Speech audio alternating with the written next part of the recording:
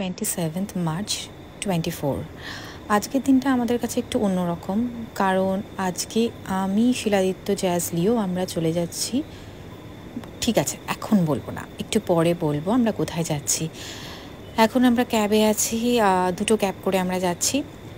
আমাদের ক্যাবে এই যে মাধবীদি আছে, মাধবীদি ছিল আমাদের ডোমেস্টিক হেল্প। আমার বাচ্চাদের ভীষণ ভীষণ ভালোবাসে, তাই জন্য ওর খুব মন খারাপ। মা সামনে বসে আছে, আরেকটা গাড়িতে আছে শিলাদিত্য আছে, বাবা আছে, আমার বোন আছে, আর লিওর তো ঘুমিয়ে পড়েছে। জ্যাজ আবার দেখছে আমি ক্যামেরাতে কি করছি না করছি। আমরা বাড়ি থেকে বেরোলাম মোটামুটি 6টার সময়, কারণ আমাদের ফ্লাইট 9:25। চলো কলকাতাটা দেখতে দেখতে এয়ারপোর্টের দিকে রওনা দিই। আবার কবে দেখা হবে এখনো পর্যন্ত জানি না, আর কোথায় যাচ্ছি একটু পরে বলবো। লিওবাবু সকালে উঠছে বলে ঘুমিয়ে পড়েছে। সবার চোখে জল, সবার মন খারাপ, কারণ জ্যাজ লিও চলে যাচ্ছে। ওদের ওরা হওয়ার পর থেকেই প্রথম সবাইকে ছেড়ে ওরা কোনো জায়গায় গিয়ে থাকবে। তো যারা ছোটোবেলা থেকে ওদের দেখে এসেছে তাদের তো খুব মন খারাপ হবে, এটাই স্বাভাবিক। তাও একটা জায়গায় যেতে হবে, একটা নতুন শুরু করতে হবে, সেই ভেবেই রওনা দিচ্ছি। এয়ারপোর্টের ভেতর তো ঢুকতে দেয় না বাড়ির লোকদেরকে, তো তাই জন্য তারা এখান থেকেই আমাদের সি অফ করে দিচ্ছে। আর এর মাঝখানে জ্যাজ আবার কান্নাকাটি করে ওর জুতোটা হারিয়ে ফেলেছে। আমার বাবাকে জ্যাজ লিও প্রচণ্ড ভালোবাসে, দাদু বলে পাগল, তো তাই জন্য দাদুরও খুব মন খারাপ। আর ওরা ঠিক কী বুঝছে জানি না। এখন বোর্ডিং পাসের জন্য আমরা দাঁড়িয়ে আছি, আর ওদের ওয়েট একদম ওয়েট করা ওরা সহ্য করতে পারছে না। আমাদের একটু খিদে পেয়ে গেছিলো, তাই এই সাবওয়ের সামনে এসে বসেছি। আমি সাবওয়ে থেকে খেলাম, ওদেরও খিদে পেয়েছে, কিন্তু ওদের যেহেতু কখনো বাইরে থেকে খাওয়াই না। আমাদের ব্রেকফাস্ট এখন হয়ে গেল কমপ্লিট, ওদেরও বাইরে থেকেই করাচ্ছি, কারণ কোনো অপশনস নেই। আর বাবাকে অনেকদিন পর ওরা পেয়েছে বলে দুজনেই ওর বাবার কাছ থেকে খাবে। আমি ঘুরে বেড়াচ্ছি, আমারই ভালো। দেখো লিও নিজের দেখেছো। আর আমাদের ফ্লাইট ছিল 9:25, বাট ওটা এখন ডিলে হতে হতে 11 কতটা একটা বেশ হয়েছে। তো যাই হোক, আমাদের জন্য ভালোই হলো। আমরা ফার্স্ট টাইম দুজনকে নিয়ে ট্রাভেল করছি, তো আমাদের হাতে টাইম থাকাটা ঠিক আছে। এই দেখো ওই তো চলছে, লিও যাচ্ছে, ট্রলি নিয়ে লিও যাচ্ছে। যা, ব্যাগটা কোথায় রেখে দিয়ে চলে আয়।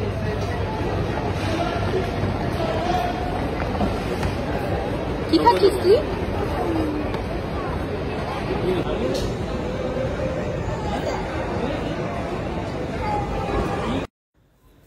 চায়ের খোঁজে গেছিলাম, কিন্তু এখনো খুঁজে পাইনি, অনেকটা দূরে আছে, পরে খাওয়া যাবে। জ্যাজ চলে গেছে। লিও এদিকে এসো, এদিকে এসো। কি করছে দেখো। ব্রেকফাস্টের পর্ব মিটিয়ে আমরা এবার আমাদের গেট নাম্বারের উদ্দেশ্যে রওনা দিলাম। মজা কিন্তু ওরাই করছে, কিন্তু আমার খুব দুঃখ, আমি এখনো যাওয়া পাইনি।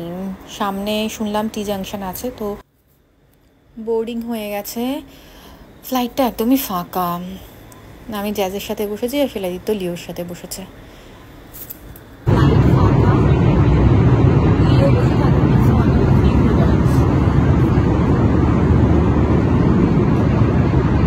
বাজে কেস হতে হতে আমরা বেঁচে গেলাম। আমরা তো জানতাম ফ্লাইট লেট হচ্ছে, তো আমরা বসেছিলাম। হঠাৎ অনেকক্ষণ হঠাৎ আমার মনে হলো, আমি আমার হাজব্যান্ডকে বললাম যাও দেখে আসো। দেখলাম শুধুমাত্র আমাদের জন্য ফ্লাইটটা আটকে আছে। অনেকক্ষণ ধরে নাকি অ্যানাউন্স করেছে, অনেকক্ষণ পর্যন্ত, কিন্তু আমরা কোনো শুনতে পাইনি। জাস্ট দৌড়ে হুড়মুড়ি পড়ে আমরা ফ্লাইটটা উঠতে পারলাম। যেহেতু আমাদের সাথে ফ্লাইট ছিল, তাই জন্যই আমাদের ওয়েট করতো না। আর এদের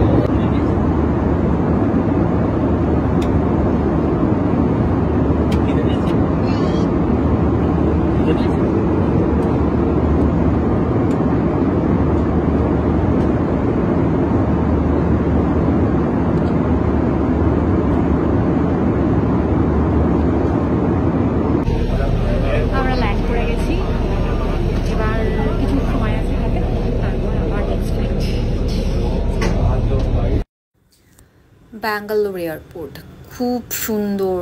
এটা Bangalore terminal T2 international airport. আমরা ডোমেস্টিক ফ্লাই করেছিলাম কলকাতা টু ব্যাঙ্গালোর, তো তারপর ওখান থেকে শাটল বাস আছে, সেখানে বাস করে আমরা এই টার্মিনাল T2-তে এসেছি। ইন্টারন্যাশনাল এয়ারপোর্ট, আমরা ভেতরে যাব। আমরা বোর্ডিং পাস স্ক্যান করাচ্ছি, তারপরে এন্ট্রি করব।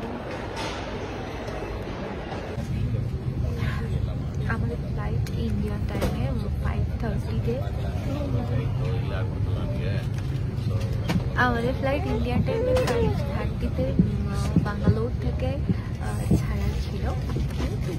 ডিলে হতে হতে হতে মানে মোটামুটি 8টা বাজে। আমরা 2 ঘন্টার পর ফ্লাইট ছাড়বে। কমান্ডার স্ক্যান ওরকম করতে যায় না, আমাদের অবস্থা গাইস।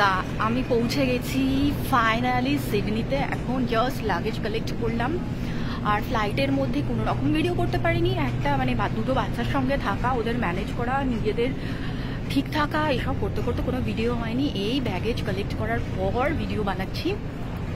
তো এর আগেও আমি অনেকবার সিডনি এসেছি, বাট বাচ্চাদের সাথে এই প্রথম। আমি চলো আগে এখান থেকে বেরিয়ে যাই।